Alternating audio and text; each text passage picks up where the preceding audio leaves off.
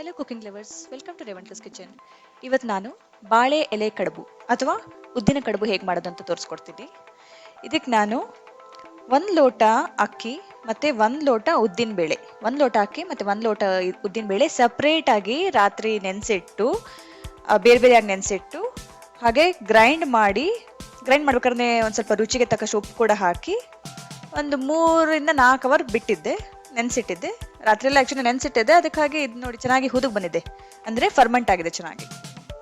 So ಗೊತ್ತಾಯ್ತಲ್ಲ, 1 ಲೋಟ ಅಕ್ಕಿ 1 ಲೋಟ ಉದ್ದಿನಬೇಳೆ ಹೀಗೆ ಚೆನ್ನಾಗಿ ಹುದುಗ್ ಬಂದಿದ ನಂತರ ಇದಕ್ಕೆ ನಾನು ತರತರಿಯಾಗಿ ಶುಂಠಿನ ಹಾಕ್ತಾ ಇದ್ದೀನಿ. ಹಾಗೆ ಕಡಲೆಬೇಳೆ, ಹೆಸರುಬೇಳೆ ಸಣ್ಣ ಸಣ್ಣದಾಗಿ ಒಂದೊಂದು ಬೌಲ್ ಅಷ್ಟು ಅದನ್ನು ನೆನೆಸಿಟ್ಟಿರೋದು ಇದನ್ನು ಕೂಡ ಹಾಕ್ತಾ ಇದ್ದೀನಿ. ಹಾಗೆ ಈ ತೆಂಗಿನ ಹೋಳುಗಳು, ಸಣ್ಣ ಸಣ್ಣದಾಗಿ ಹೆಚ್ಕೊಂಡಿರೋ ತೆಂಗಿನ ಹೋಳುಗಳು ಬಾಯಿ ಸಿಗ್ಬೇಕಾಗಿ, ಹಾಗೆ ಕೊತ್ತಂಬರಿ ಸೊಪ್ಪು ಮತ್ತು ಕರಿಬೇವು ಇದಿಷ್ಟು ಹಾಕಿ ಮಿಕ್ಸ್ ಮಾಡೋಣ. ಆಗಲೇ ಹೇಳ್ದಂಗೆ ಉಪ್ಪನ್ನ ನಾನು ರುಬ್ಬೇಕಾರೆ ಹಾಕೊಂಡಿದ್ದೆ. ಸೊ ಇಷ್ಟೇ ಇಂಗ್ರೀಡಿಯೆಂಟ್ಸ್. ನಾನು ಇದಕ್ಕಿಂತ ಮುಂಚಿನ ವಿಡಿಯೋದಲ್ಲಿ ಕೊಟ್ಟೆ ಕಡುಬು ಹೇಗೆ ಮಾಡೋದು ಅಂತ ತೋರಿಸಿದ್ದೆ, ಕೊಟ್ಟೆ ಮಾಡೋದು ಹೇಗೆ ತೋರಿಸಿದ್ದೆ. ಆ ಕೊಟ್ಟೆ ಒಳಗೆ ಹಾಕೋವಂಥ ಹಿಟ್ಟು ಇದು ಉದ್ದಿನ ಇಡ್ಲಿ ಅಥವಾ ಉದ್ದಿನ ಕಡುಬು ಅಂತ ಹೇಳ್ತಾರೆ, ಅಥವಾ ಬಾಳೆ ಎಲೆಯಲ್ಲಿ ಮಾಡೋದ್ರಿಂದ ಬಾಳೆ ಎಲೆ ಕಡುಬು ಅಂತ ಕೂಡ ಹೇಳ್ತಾರೆ. ಇದನ್ನ ನಾವು ನಾರ್ಮಲ್ ಆಗಿ ಹೇಗೆ ಇಡ್ಲಿನ ಸ್ಟೀಮ್ ಮಾಡ್ಕೊತೀವಿ ಹಾಗೆ ಸ್ಟೀಮ್ ಮಾಡೋದು. ನಾನು ಬಾಳೆ ಎಲೆಯಲ್ಲಿ ಮಾಡ್ತಾ ಇದ್ದೀನಿ ಇವತ್ತು. ಸೊ ಹೀಗೆ ಬಾಳೆ ಎಲೆ ಹಾಕೊಂಡು ಫೋಲ್ಡ್ ಮಾಡಿ ಸ್ಟೀಮ್ ಮಾಡೋಕ್ಕಿಟ್ರೆ ಆಯಿತು.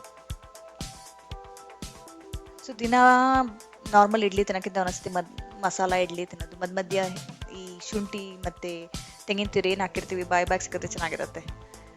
ಮತ್ತು ಬಾಳೆ ಎಲೆಯಲ್ಲಿ ಮಾಡೋದ್ರಿಂದ ಏನು ಸ್ವಲ್ಪ ಡಿಫ್ರೆಂಟಾಗಿ ಟೇಸ್ಟ್ ಕೂಡ ಆಗುತ್ತೆ. ಇದನ್ನು ಬಾಳೆ ಎಲೆ ಇಲ್ಲಾಂದರೆ ಕೊಟ್ಟೆಯಲ್ಲಿ ಹಾಕಿ ಬೇಯಿಸೋದು ಚೆನ್ನಾಗಿರುತ್ತೆ. ಕೊಟ್ಟೆ ಕಡುಬು ಅಥವಾ ಉದ್ದಿನ ಕಡುಬು ಅಥವಾ ಬಾಳೆ ಎಲೆ ಕಡುಬು. ನೋಡಿ 20 ಮಿನಿಟ್ಸ್ ಸ್ಟೀಮ್ ಆಗ್ತಿದ್ದಂಗೆ ನಮ್ಮ ಕಡುಬು ರೆಡಿಯಾಗಿದೆ.